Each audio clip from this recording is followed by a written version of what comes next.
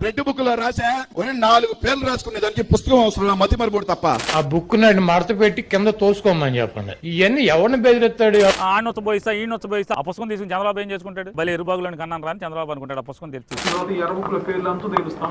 ఆయన ఏడైనా పేర్లు మర్చిపోయింటే నాకు ఫోన్ చేసి మిగతా పేర్లు చెప్తాను. నేను నాకైతే ఆ ఎర్ర పుష్పం పట్టుకుని నేను తిరుగుతుంటే సింబాలిక్ గా నేను ఎర్రి పుష్పాన్ని రెచ్చగొట్టాల్సినంత రెచ్చగొట్టారు.